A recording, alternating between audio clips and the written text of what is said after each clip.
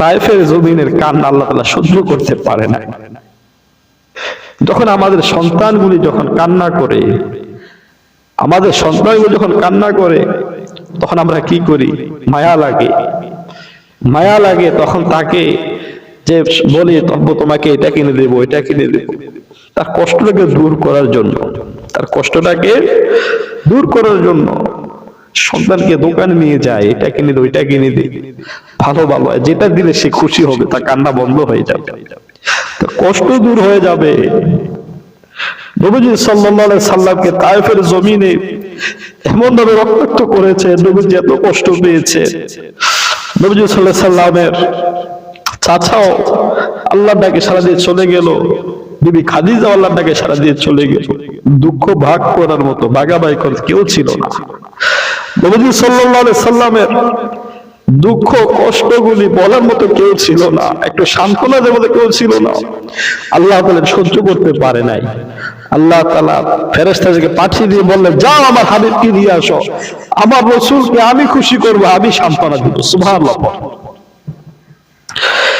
এই কারণে রব্বুল আলামিন মেরাজে ডাক দিলেন, এমন সম্মান দান করলেন। নবীজি সাল্লাল্লাহু আলাইহি সাল্লাম যখন বাইতুল মুকাদ্দাসের মধ্যে ঢুকলেন, ঢুকে দেখে সমস্ত নবীরা ওখানে জমা হয়ে আছে। সুবহানাল্লাহ।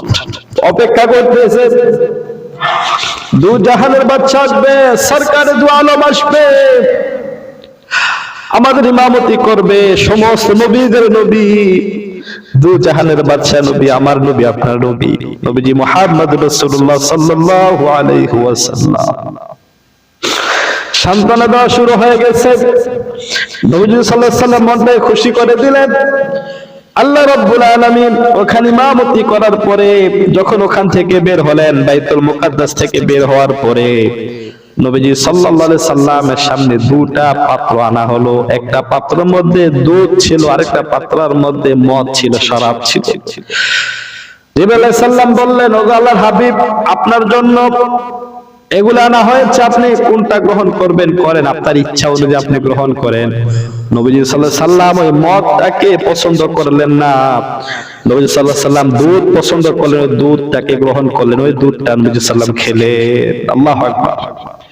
জিবরাইল সাল্লাম বললেন, ওগো আল্লাহর হাবিব সাল্লাল্লাহু আলাইহি সাল্লাম, আপনি পবিত্র জিনিসটার উপর আপনি হাত দিয়েছেন। সুবহানাল্লাহ বলেন। আপনি যদি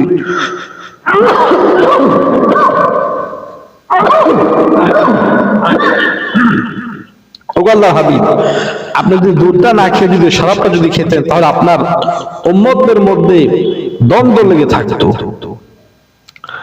তাদের মধ্যে আল্লাহ পাকের গজব নেমে আসতো, কল্যাণ আসতো না। তারপর নবীজি সাল্লাল্লাহু আলাইহি সাল্লামকে জিবরাইল আলাইহিস সালাম বুরাকের মধ্যে করে মুহূর্তের মধ্যে প্রথম আসমানে চলে গেলেন। প্রথম আসমানে যাওয়ার পরে ওই আসমানের ফেরেশতাদেরকে ডাক দিলেন, গিয়ে বললেন, ও ফেরেশতারা, কে আছো, দরজা খোলো। ফেরেশতারা বললেন, কে আপনি? সে বললেন, আমি জিবরাইল।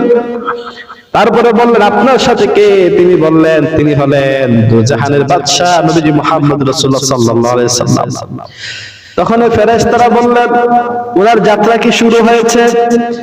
জিবরাইল আলাইহিস সালাম বললেন, হ্যাঁ, ওনার যাত্রা শুরু হয়েছে। দেখুন, নবীজি সাল্লাল্লাহু আলাইহি সাল্লামকে যে আল্লাহ তাআলা মেরাজের জন্য ডাক দিবেন, আল্লাহ তাআলার সাথে দিদার হবে, আরশ আজিম যাবেন, ওই খবরটা কিন্তু প্রত্যেকটা মানুষ ব্যতীত এবং যে ফেরেশতা এবং প্রত্যেকটা নবী, প্রত্যেকটা ফেরেশতা সকলে আগে থেকে জানতেন যে নবীজি সাল্লাল্লাহু আলাইহি সাল্লাম একদিন না একদিন সেই তার জীবদ্দশায়, সেই জীবন থাকতেই, সে দুনিয়া থাকতে আল্লাহর সাথে তার দিদার হবে। সুবহানাল্লাহ।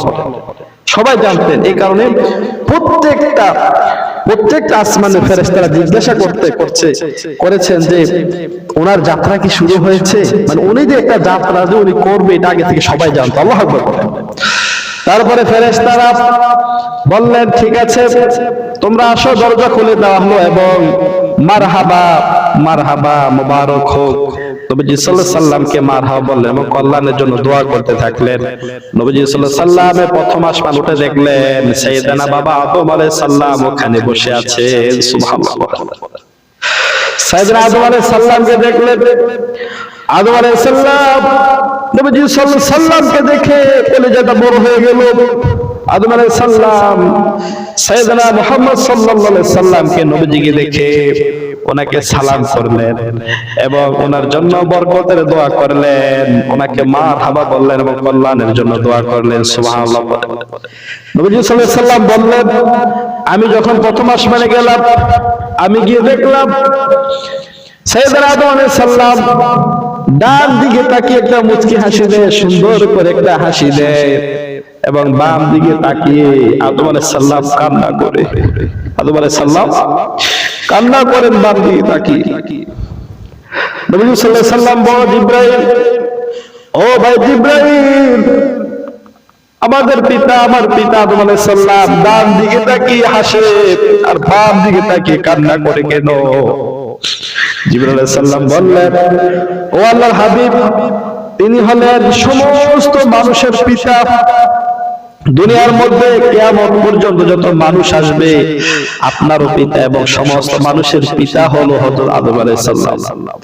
আল্লাহ তাআলা আদম আলাইহিস সালামকে এমন একটা তৌফিক দিয়েছেন, কিয়ামত পর্যন্ত যতগুলি বান্দা ওনার ছেলেগুলি যারা জাহান্নামী হবে তাদেরকেও সে দেখে এবং যারা জান্নাত হবে তাদেরকেও সে দেখতে পায়। যখন তিনি ডান দিকে তাকান, ওনার কিয়ামত পর্যন্ত যত সন্তান আসবে, সন্তানদের মধ্যে যারা জান্নাতে যাবে, উনি ওই আত্মাগুলো, রূহগুলিকে দেখতে পায়, ওই জান্নাতি ছেলে মেয়েগুলিকে সে দেখতে পায়। এবং ডান দিকে তাকিয়ে যখন দেখে ওনার সন্তানগুলি জান্নাতের মধ্যে খেলাধুলা করতেছে, আরাম আয়েশ করতেছে, ওনার কাছে খুশি লাগে, একটা হাসি আসে।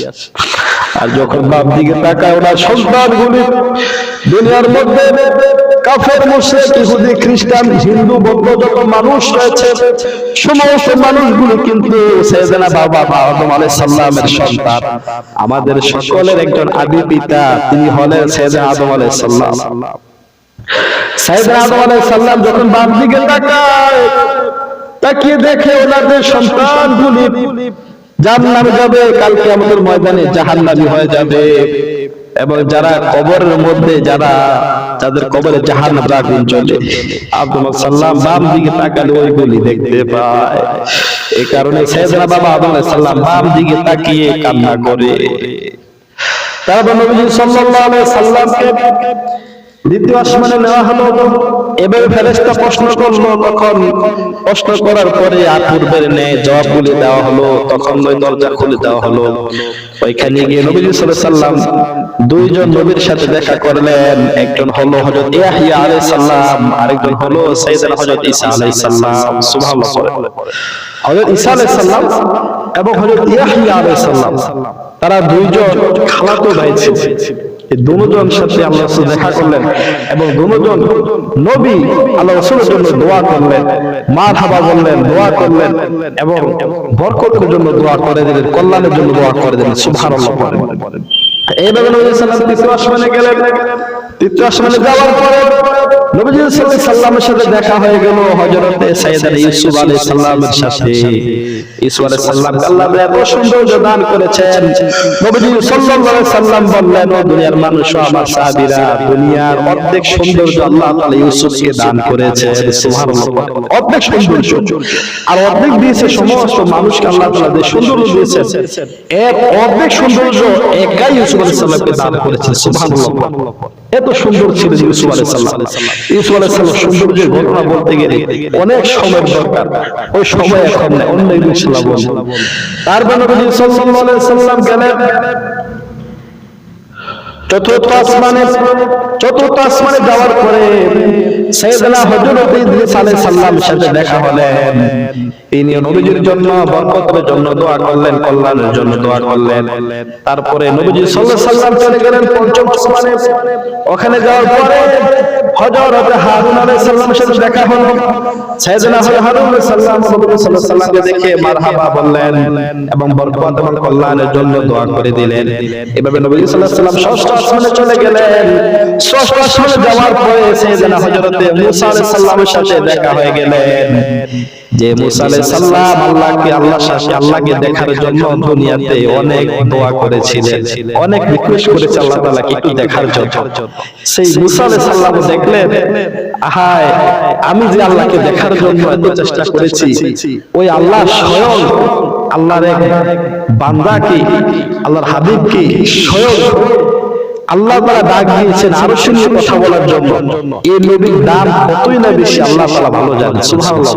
মুসা আলাইহিস সালাম ভাবলেন, আমি আল্লাহ তাআলার কাছে আরজ করেছিলাম, আরজি করেছিলাম, আমি আল্লাহ তাআলার কাছে চেয়েছিলাম, রিকোয়েস্ট করেছিলাম একটু দেখার জন্য, কিন্তু আমি তো দেখতে পারি নাই, আল্লাহ তাআলা সামান্য নূর দেখে আমি অজ্ঞান হয়ে গেলাম। আর এটা এমন এক চক্ষু, এমন এক আল্লাহ তাআলার বান্দা, এমন এক শ্রেষ্ঠ মানুষ, শ্রেষ্ঠ সৃষ্টি, শ্রেষ্ঠ নবী, যে কিনা স্বয়ং ওই নবীকে আল্লাহ তাআলা আরশে নিয়ে যাচ্ছেন। ওনার ক্ষমতা কত বেশি, ওনার পাওয়ার কত বেশি, আল্লাহু আকবার, ওনার দাম কত বেশি আল্লাহ তাআলা। এভাবে হযরত নবী সাল্লাল্লাহু আলাইহি সাল্লাম সপ্তম আসমানে চলে গেলেন। সপ্তম আসমানে গিয়ে দেখলেন হযরত ইব্রাহিম আলাইহিস সালাম। সপ্তম আসমানে গিয়ে সাইয়েদনা হযরত ইব্রাহিম আলাইহিস সালামের সাথে দেখা হয়ে গেলেন। নবী সাল্লাল্লাহু আলাইহি সাল্লাম ইব্রাহিম আলাইহিস সালামের কথা বললেন, ও আমার সাহাবীরা, তোমরা তোমাদের নবীজিকে যেভাবে দেখো, তোমাদের নবীজি দেখলে যেমন তোমাদের বাবা ইব্রাহিম মোটামুটি ঠিক তেমনই। সুবহানাল্লাহ। ইব্রাহিম আলাইহিস সালাম মোটামুটি তেমনই।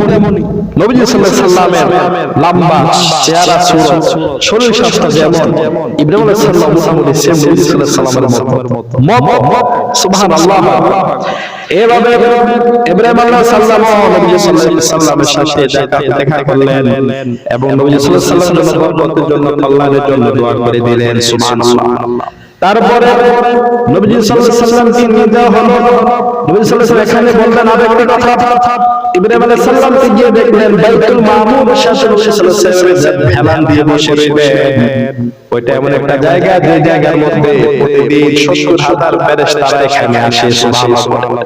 70,000 ফেরেশতারা বাইতুল মামুরের মধ্যে আসে, তারা এখানে জমা হয়, তারপরে সারাদিন থাকে, তাদের সময় যখন শেষ হয় একদিন পরে তারা চলে যায়। এভাবে আবার 70,000 ফেরেশতা আছে, তারা যখন তারাও চলে যায়।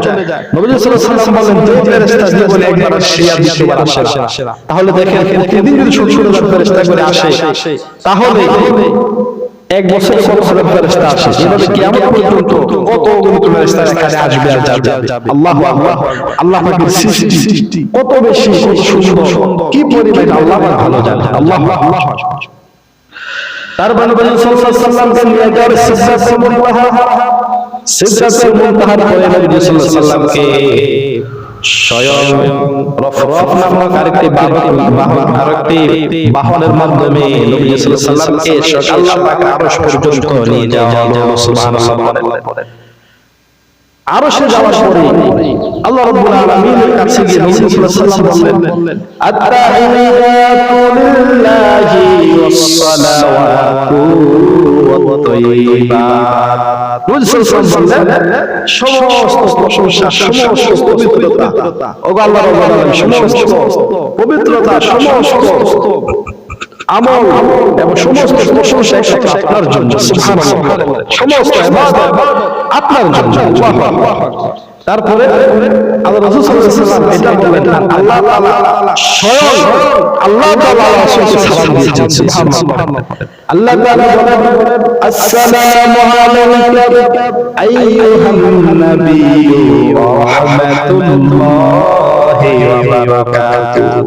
শান্তি বর্ষিত হোক আমার নবীর উপর এবং রাহমাতুল্লাহি ওয়া বারাকাতুহু, রহমত এবং বরকত বর্ষিত হোক।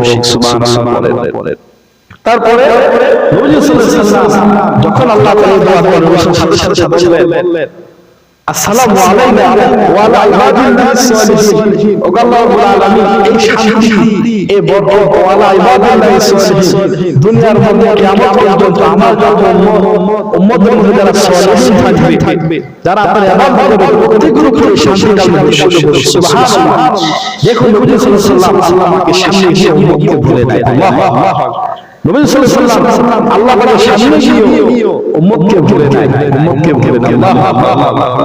তারপর নবী সাল্লাল্লাহু আলাইহি ওয়াসাল্লাম বলেন, আশহাদু আল্লা ইলাহা ইল্লাল্লাহ ওয়া আশহাদু আন্না মুহাম্মাদান আবদুল্লাহি ওয়া রাসূলুহু। তারপরে নবী সাল্লাল্লাহু আলাইহি ওয়াসাল্লাম বললেন, আমি সাক্ষ্য দিতেছি আল্লাহ তাআলা দেওয়ার কোনো মাবুদ নাই, এবং আমি সাক্ষ্য দিতেছি আল্লাহ রাসূল সাল্লাল্লাহু আলাইহি ওয়াসাল্লাম নবী সাল্লাল্লাহু আলাইহি রাসূল, আল্লাহ তাআলার বান্দা ও রাসূল, সুবহানাল্লাহ। তারপর নবী সাল্লাল্লাহু আলাইহি ওয়াসাল্লাম ওখানে আল্লাহর সাথে দেখা করলেন, ওখানে রাসূলকে জান্নাত দেখানো হলো, জাহান্নাম দেখানো হলো। তারপর নবী সাল্লাল্লাহু আলাইহি ওয়াসাল্লাম যখন ফিরে আসলেন, দিদার শেষ হয়ে দেখা সাক্ষাৎ শেষ করে আল্লাহ রাসূলকে সান্ত্বনা দেওয়া হবে, এবং ওখানে গিয়ে আল্লাহ রাসূলের সাথে কি কথা হয়েছে এটা আল্লাহ রাসূল জানেন। এক বন্ধু আরেক বন্ধুর কাছে গিয়েছে, আল্লাহু আকবার, আল্লাহু আকবার, আল্লাহ তাআলা আরশের মধ্যে নবী সাল্লাল্লাহু আলাইহি ওয়াসাল্লাম গিয়েছেন। ওখানে গিয়ে বন্ধুর সাথে কি কথা বলেছেন সেটা আল্লাহ ভালো জানেন, আল্লাহ রাসূল ভালো জানেন। তারপরে আসার সময় উম্মতের জন্য, উম্মতের নাজাত যেতে যেন সহজ হয়, এবং উম্মতের যে সমস্যা সমাধান যেন আল্লাহ তাআলার কাছ থেকে নিতে পারে, এবং আল্লাহ রাসূল সাল্লাল্লাহু আলাইহি ওয়াসাল্লাম বলেছেন, আসসালাতু মিরাজুল মুমিনিন, সালাত মুমিনের জন্য মেরাজ। সুবহানাল্লাহ। আল্লাহ রাসূল সাল্লাল্লাহু আলাইহি ওয়াসাল্লাম বলেছিলেন, ও আল্লাহ রাব্বুল আলামিন, আমি তার সাথে মেরাজ করেছি, আমার উম্মতরা আপনার সাথে কিভাবে মেরাজ করবে? সুবহানাল্লাহ। তখন আল্লাহ তাআলা আল্লাহ রাসূলকে নামাজ বললেন, আর আল্লাহ রাসূল সাল্লাল্লাহু আলাইহি ওয়াসাল্লাম বললেন, সালাতু মিরাজুল মুমিনিন, এই সালাত নামাজ হলো আমার উম্মতের জন্য মেরাজ। সুবহানাল্লাহ। তারপর নবী সাল্লাল্লাহু আলাইহি ওয়াসাল্লাম 50 নামাজ দিয়ে আল্লাহ রাব্বুল আলামিন নবী সাল্লাল্লাহু আলাইহি ওয়াসাল্লামকে বিদায় দিয়ে দিলেন। নবী সাল্লাল্লাহু আলাইহি ওয়াসাল্লাম সপ্তম আসমানে আসলেন।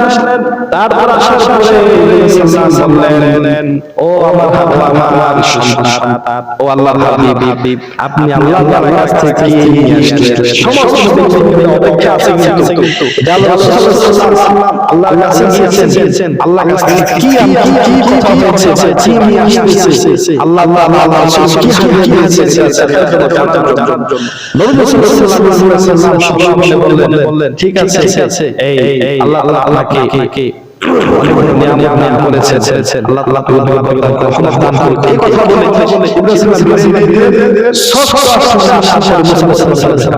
মুসা আলাইহিস সালাম বললেন, ও আল্লাহ হাবিব, এই আল্লাহ তাআলা কি দিয়েছে? তখন নবী সাল্লাল্লাহু আলাইহি ওয়াসাল্লাম বললেন, আল্লাহ রাব্বুল আলামিন খুশি সাথে বলেন, আল্লাহ তাআলা আমার জন্য 50 নামাজ দিয়েছে। ওই 50 তখন মুসা আলাইহিস সালাম বললেন, ওগো আমার নবী, হাবিব, আপনি এটা এই আমি জানি উম্মত চালানো যে কত কষ্ট, উম্মত চালানো কষ্ট, এটা আমি জানি, কারণ আমার উম্মত অনেক কষ্ট দিয়েছে, আমি সোজা রাখতে অনেক কষ্ট হয়েছে। তারা 50 নামাজ চিন্তা করেন, 50 নামাজ যদি পড়ে তাহলে প্রতি আধা ঘন্টা ফুসফুস করে নামাজ পড়তে হবে।